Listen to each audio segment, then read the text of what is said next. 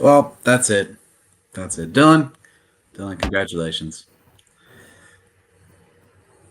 Yeah, yeah. Yeah, the Ohio State Buckeyes are national champions for the first time since 2014. Yep. My name's Brandon. That's Dylan. We're here just for a little bit, just to talk about the game. Nothing else. Not going to gloat too much about Ohio State I'm gloating. because I'm, it's glo- I'm going to gloating. happen enough as it is over the next couple of weeks, anyways, across sports media. Because Ryan Day is now the savior of the Ohio State Buckeyes and not um, falling to the stake. So, Dylan, initial thoughts on the win today, the 34, I already forgot the score. 34-23. 34-23. Almost blew it there at the end. Little rough patch there in the third, fourth quarter. But initially, overall, what did you think of the game? I thought they played great. Yeah. It honestly went exactly like I expected. You guys called me crazy for saying they're going to win by double digits. I I love said, my 11 points. yeah, they won by double digits. I said 14. They were 100% winning by more than that the whole game. And the turning point happened with about 7 minutes and 23 seconds left in the third quarter. Mm-hmm. But I thought Ohio State played beautifully. I think that first drive, I don't want to take anything away from Notre Dame because they had a really good first drive, but they basically gave up their whole offense of what they're going to try to do that first drive. Run the ball with Riley Leonard. And that's basically what they showed. And after that first initial drive by Notre Dame, we made the adjustments immediately and basically shut them down the whole game and up until the momentum swing in the third quarter. Ohio State, I thought they played wonderful. Will Howard was fantastic. Yeah. The run game was fantastic. Our O line, I got to give credit to them. They literally protected that man as if he was a baby. And the defense played phenomenal. They really did. Up until the third quarter. Yeah. And then they played well down the stretch in the fourth quarter. But end of the third quarter, beginning majority of the fourth quarter, our defense definitely struggled. But I thought it was a great game by Ohio State overall, 100%. Yeah, it was. I mean, if you look at just when Notre Dame came out, ran them down the field, in that first drive, and I was like, oh boy, I was like, this is going to be interesting. It's going to be a fun game. It still was. It still was a good game. I mean, I'm not gonna downgrade how the game went. I mean, Notre Dame kept themselves in it for as much as they could. I know they were down 24 points going into the third quarter. It was like 7:38 left in the third quarter. They were down 24 points. I mean, they weren't. It wasn't awful for Notre Dame at the same time. It could have been a lot worse. Being down 24 points, it just wasn't good. I mean, they didn't help themselves. The only reason, and again, I'm not trying to take anything away from Notre Dame, but I'm going to stand by what I said. They were not ready for us at all. But they were the only reason they were allowed to get back into this game is because we allowed them to get back in the game. Right. We really did, and I'm not trying to say that in any sort of bad way. But if it wasn't for us making the mistakes that we did, that game was 100% going to be a blowout. It was not even going to be remotely close. It all started with Ibuka. He fumbled the ball. That led to Notre Dame's next touchdown. But if he never fumbles that ball, I am 100% confident saying that Ohio State scores again. Yeah. They 100% score again, and it is now 38-7. Right. So, but fumbled the ball. Notre Dame got a huge momentum carry out of that. They went down and scored their touchdown, and then we had a bunch of penalties. I mean, just third and long, 3rd and 9, 3rd and 8, 3rd and 5, bunch of penalties. I mean, just constant pass interference and holding penalties, and that just allowed Notre Dame to just keep moving the ball, and that just kept giving them the momentum swing that they needed, and they fed off of it. So I mean, I got to give them credit because they played very well off of it. They knew that they were short on opportunities. So they knew that anytime we made a mistake and, they would gain the 10, 15, 10 yards, 5 yards, get another fresh set of downs, they made sure to take advantage of that, and they did. And I was sweating. I was sweating. I was sweating because we were literally killing ourselves. We were just killing ourselves, So it was very interesting toward the end because it went from a 31-7 game to an 8-point game with very quickly 6 minutes left. Yeah. So that was I was not happy with my TV at all. Yeah. I was sweating. My wife wasn't talking to me. She was just sitting over on the couch. I had a cover over my head, and I had just a little peek hole like this that I could see out of. And it could have been worse for Notre Dame because it was not going the way that they had planned. And if Abuka never fumbles that football, this game is 100% a blowout. It all started with that. So because then they scored, then it got to a 16-point game, and then we made some crucial mistakes on defense, multiple, like one after another, and we just kept allowing them to move, to move the ball up. And then they had, and it was bad because we had 2 big penalties in a row on 2 different drives, both by number 1, both holding penalties, a pass interference call.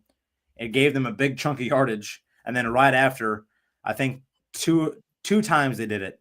We gave them a penalty for a fresh set of downs, and then Ryan Leonard throws the Great House for one of them. Yeah, yep. And then both touchdowns were the Great House. Well, he threw to Great House for one, and he threw to Evans, I think, for one.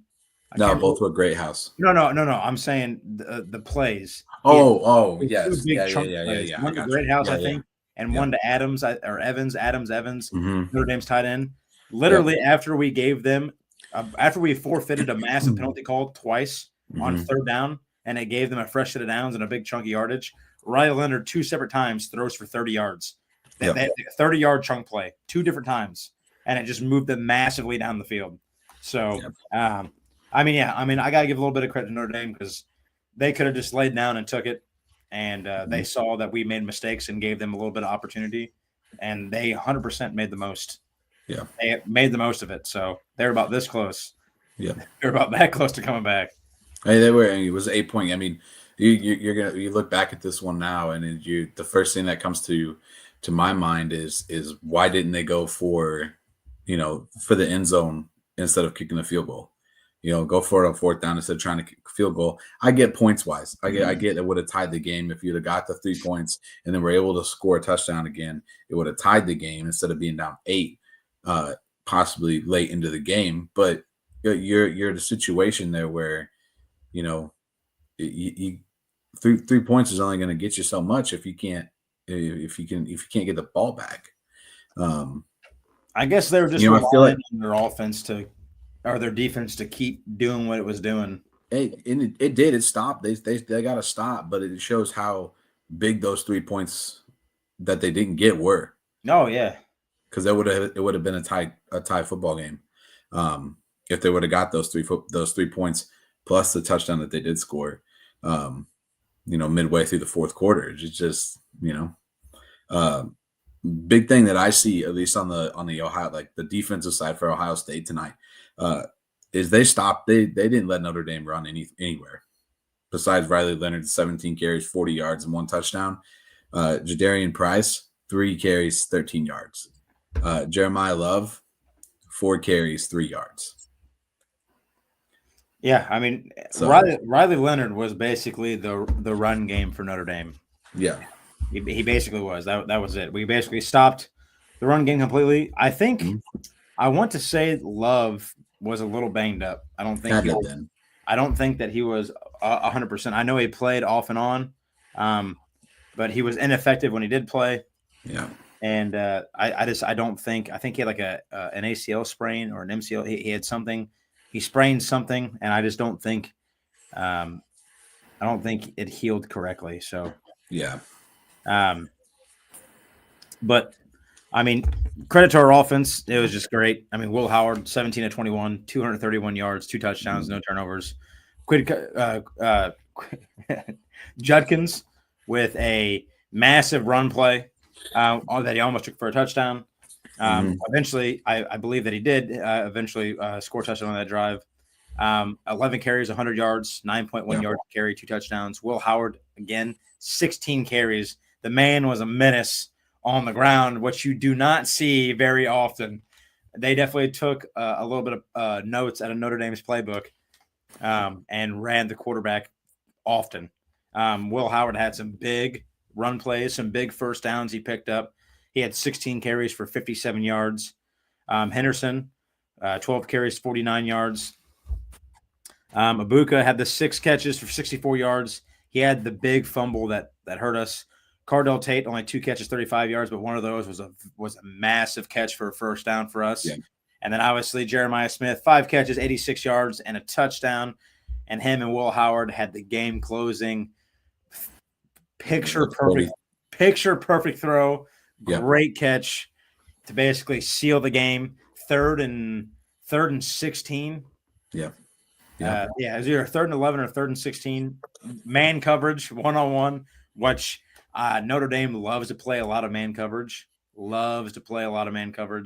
I don't agree playing man coverage on Jeremiah Smith. You just don't do that. You could pick any receiver on Ohio State. You don't do it to him. You just don't. So they get lucky with it, or he burns you, and it burned Notre Dame when they didn't need it to happen.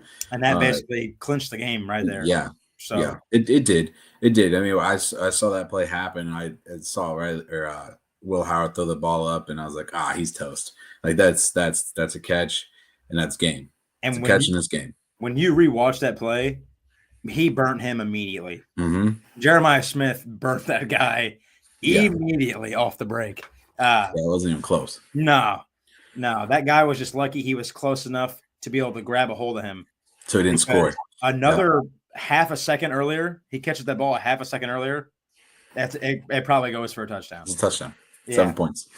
And Jeremiah Smith is a big physical dude, very strong receiver.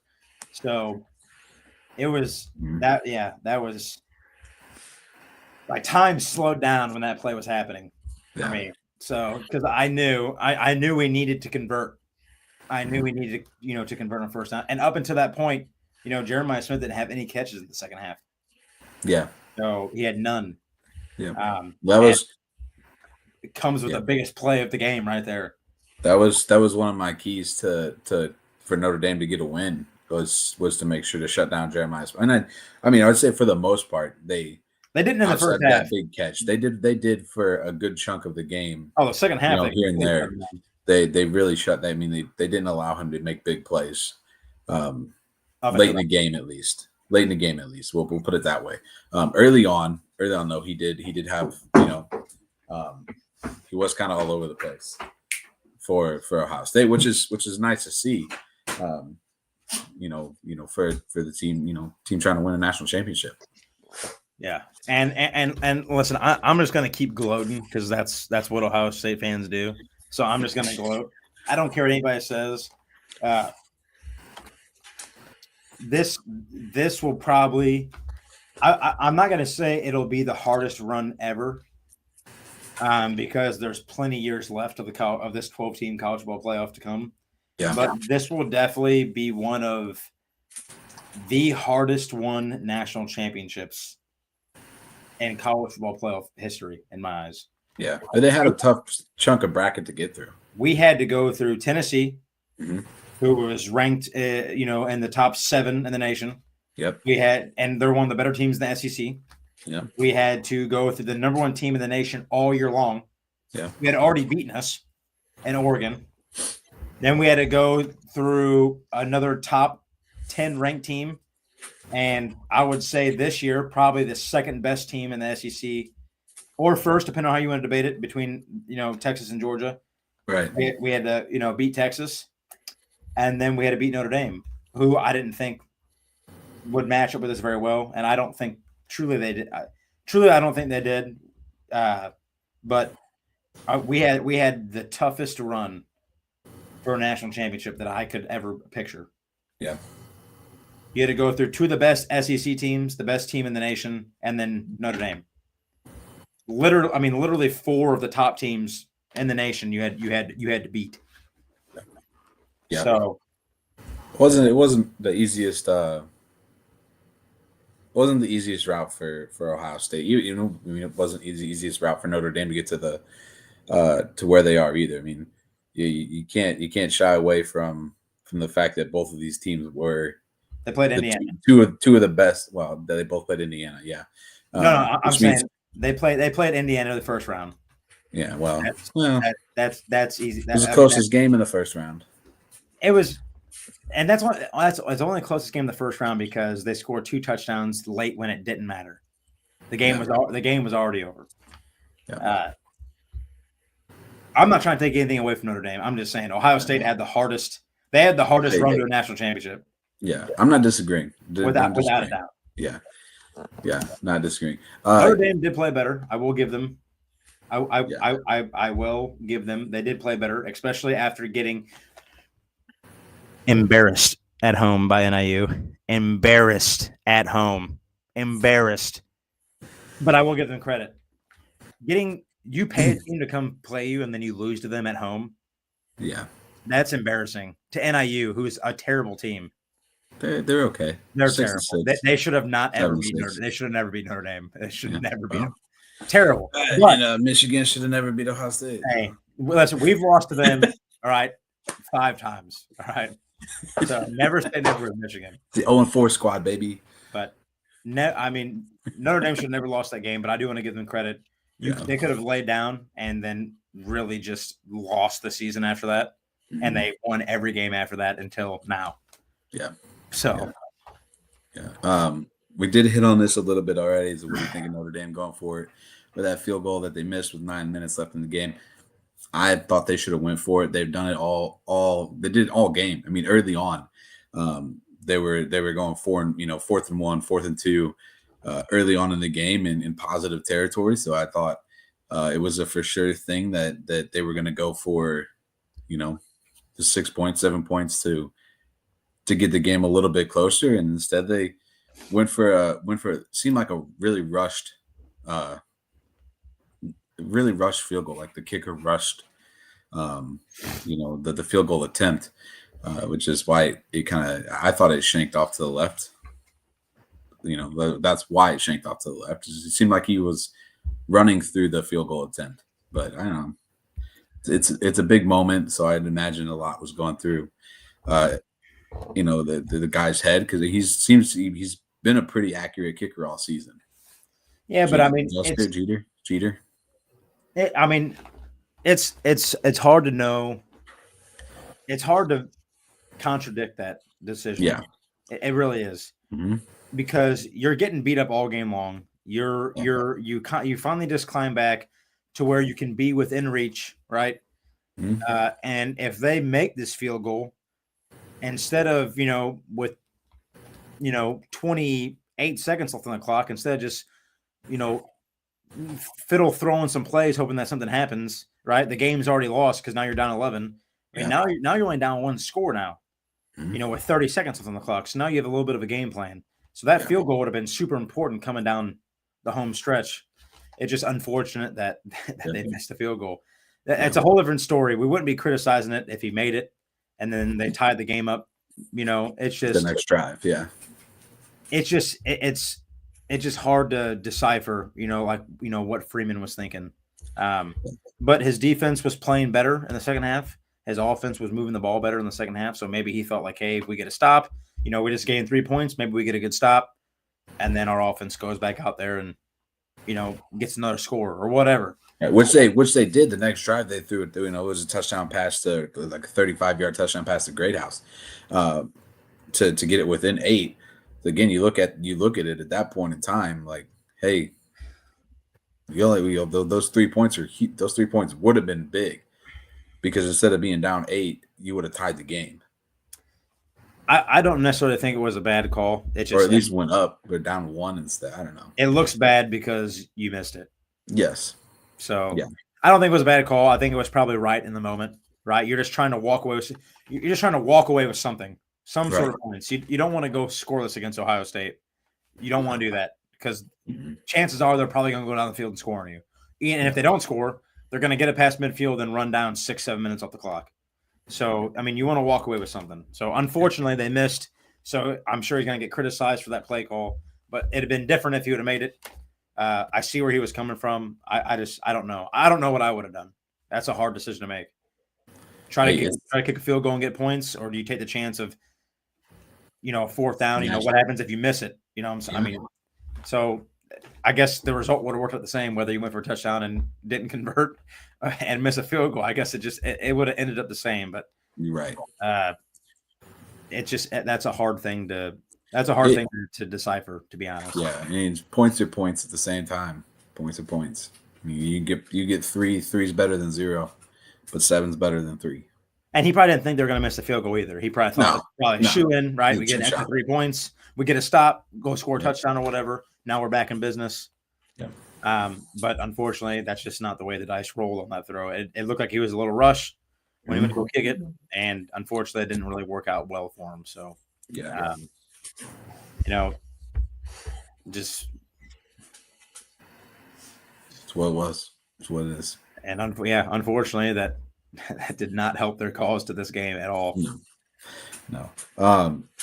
I thought for the most part, I mean, the first drive for Notre Dame was good. It was great. 9 minutes and 45-second drive, 75 yards, 18 plays, and 16 of those were shoot. So many of them were to Riley Leonard, rushing for however many 80-something yards tonight. Did it have you nervous at all in that first the first drive of the game? You're like, oh boy, this is exactly what Notre Dame's supposed to do. They need to run the clock down and just run the ball, eat the clock, keep the offense off the field. No, it didn't. It didn't. It did not have me worried. I even texted one of my buddies. I even texted Tony because he made a comment in our group chat the moment Notre Dame scored. Mm-hmm. And I said, it's just the first drive, just the first drive. Yeah. GG's. Yeah. It was a good game. It could have been worse. Yeah. OSU, I mean, I'm not trying to hate on Notre Dame. OSU is just a better team. But it was close. It could have been more. It really could have been worse for Notre Dame. It really could have been worse. But they definitely took the time to capitalize on the opportunities that when we made mistakes, they capitalized on them, and they 100% made the most out of those mistakes. Yeah, they really did. A lot of pass interference calls, a lot of holding penalties on Ohio State, and Notre Dame didn't play conservative. When they got that fresh set of downs, they literally went after. They just kept continuing to go after that secondary. They literally just kept going after, which I don't think, after how the first half played out, I don't think Ohio State was ready for that, because Riley Leonard did not. I think after the first half, I think he had like 46 passing yards in the first half, something along those lines. He could not throw the ball at all. So I don't think that we were prepared for him to just attack the secondary like he did in the second half. Mm-hmm. And he did it very well. I will give him that. He attacked the secondary very well. So whenever we made a mistake, he capitalized on it. And Greathouse came up big when they needed someone big in the passing game. Greathouse came up massively. I think he had 128 yards and 2 touchdowns. They made some big chunk plays. Their tight end, Evans or Adams, whatever his name is, he had some huge catches for some chunk plays. I think what killed Notre Dame is they let Ohio State run away with it early, and they really couldn't get a run game going besides Riley Leonard. And I'm sorry, but Riley Leonard's not enough to win a game against Ohio State. No, it wasn't. You got to have a better rushing game than that. You need all cylinders firing. You need all of them. And I don't think Love was 100%. I think he started this game, and I think he might have got banged up again on one of those plays he carried the ball because I heard a commentator made some sort of comment about him on the sideline and said, he wasn't 100% after whatever play. So I don't think he really came back in after that too much. I think he might have re-injured his knee. So that's unfortunate because he's a game changer. Love's a game changer for him. Yeah, this had only 7 carries with the two top backs, guys who were constantly hitting 100 yards a game. why you go away from your game. I understand Riley Leonard, like bringing Riley Leonard into the running game and whatnot, which is what they should have done. There's no reason why you couldn't have used all three guys at some point in time to do this. So yeah, I would imagine it had to have been injuries. That's the only thing I could think of that would keep Love to 4 carries in a national championship game. And shoot, what's the other guy? The other guy, he only had 3 carries in the game. Just something wasn't right. What part of the game plan do you go, we don't need to use Jeremiah Love? But at the same time, when you're down 31-7, right? Yeah. I mean, I don't know Price. That's it. I don't know if running the ball is gonna. If they would have continued to run the ball, just run the ball, that's a long, drawn out process. Yeah. And that they probably wouldn't be able to get it back as close. Now, why they didn't throw some screens to those guys or use them in the passing game or whatever, I understand you have a great house, but loving those guys, they're fast. They got decent hands. I mean, it was confusing, but what killed Notre Dame was they let us get off to a fast start, and they did not capitalize on anything in the first half, and they could not stop Will Howard, period. They just couldn't stop him. They couldn't stop Judkins. Those 2 guys were literally eating Notre Dame's defense alive. And if it wasn't for that in the first half, this game, it's a whole different game, probably way closer. Yeah. But they just got killed in the first half. That's what it came down to. Yeah. I thought they played better than first half wasn't great. First drive was great. Rest of the half wasn't great. Second half was way better than the second half was the best part of their game. If you're asking overall, did Notre Dame play better or worse than I thought overall? They played worse, in my opinion. I think they could have played better. I feel that team you saw in the second half, that's how I feel like Notre Dame. That's Notre Dame at its best, right there. That team in the second half, Notre Dame. They've been a second half team in the playoffs so far, though, too. The game against Penn State. That's their team. That second half team, that's at Notre Dame. That's Notre Dame. What you saw in the second half, that is Notre Dame in full. That's a full oiled machine right there. That's what you see. That team in the first half, that at Notre Dame cannot have that. Yeah, because they literally just got dog walked that whole first half. They had the one drive, and that was it until the third quarter. They literally didn't score a single point until that third quarter. Mm-hmm. So that can't happen. If they play like the second half all game long, this is a different game. Yeah. It's a way different football game. The defense, I think in terms of offense and defense, I think the offense played better in my eyes. I really do. I think the offense played better. I think Riley Leonard played better than what I thought he was going to do against Ohio State's defense. I think he had 46 passing yards, I think, in the first half, and then he had the 1 rushing touchdown. And I think at halftime, in the second half, he had over 200 yards passing. I think he ended up with like 255-yard passing, 2 touchdowns. He didn't have any turnovers. He had 9 carries for 40 yards and a touchdown. So the offensive-wise, I think Riley Leonard played way better than I expected. Defensive-wise, I think you guys played worse. I think your defense could have played way better in my eyes. Notre Dame's defense is pretty solid. I know they don't play the greatest of teams, but in my eyes, they still have a pretty good defense. Yeah. So it's the second-ranked defense in all college football. And like I said, I know they don't play the best teams, but everyone has those teams that they play that aren't the greatest. Right. I still think Notre Dame's defense is pretty solid, and they didn't play up to expectations whatsoever. Yeah. At all. Yeah. They let Will Howard just walk all over him. The fact that Will Howard ran for 16, he had 16 carries, and you let him do that. That shows you really all you need to know, to be honest. Yeah. He ran the ball more against Notre Dame than I think he did all year long against any other team.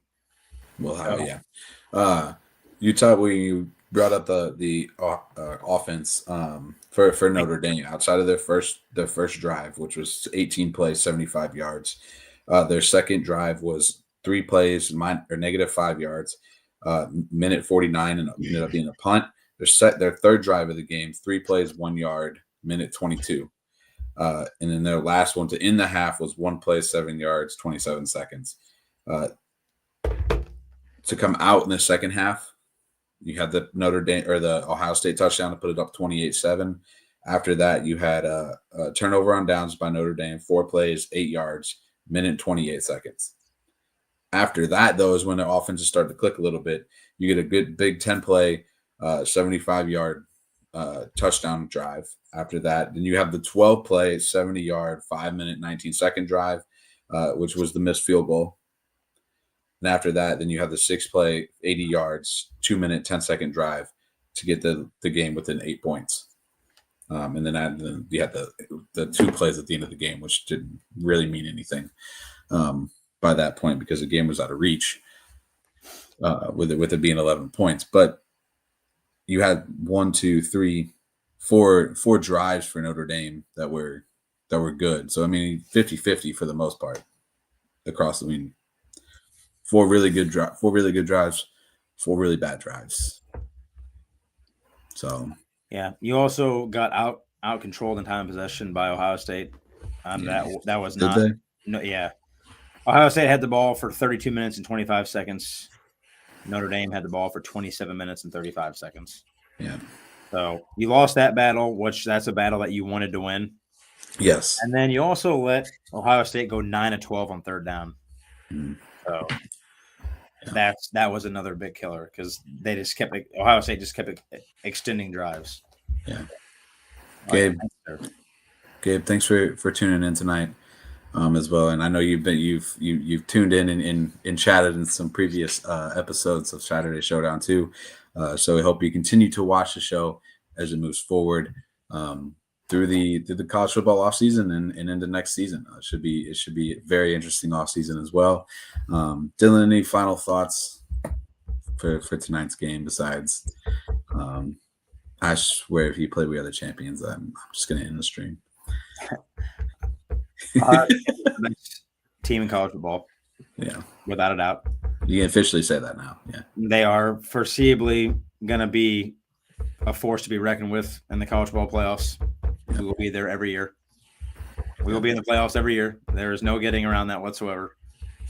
But I will say, I just want to say, I've harped on Notre Dame basically all season long. I do not like them. I do not like that they're not in a conference. I hate every bit of that. But I will say, they are a better team than what I give them credit. So they're better. They're better than what I said. I will give them that. So I admit that I am wrong on that front. Notre Dame is a better team than what I said, even with the really bad teams that they play all season long. They are still a good football team. Yeah. But Ohio State's just better. So final words, final thoughts. It was a good game. It was fun to watch. Enjoy the college football playoffs. I thought it was entertaining from start to finish, even though we had some games that really weren't close. But we saw that in the NFL too, and nobody really threw a fit about it. But we'll see what happens next year. I think it's going to be a little more competitive field across the board. I think we'll see some new teams in there that we didn't see this year. So we'll see. We'll see. Congratulations to the Ohio State Buckeyes, to the fan bases and whatnot on their first national championship since 2014. So it's been a while. So enjoy it. If you're looking to buy some new gear, check out Home Field. They just dropped about 5 or 6 brand new national championship pieces. Dylan's got the bomber jacket on for Ohio State as well. So check that one out. They just dropped the new bomber jacket with the national championship patch on the back of it. So make sure you check that out. You get 15% off your first purchase when you use code all caps Variety Sports. It's over on our X page, so go check it out, and we'll see you. Well, I might not see you, but Dylan will see you at some point on the next episode of Saturday Showdown. So thanks for tuning in, and we'll see you next time.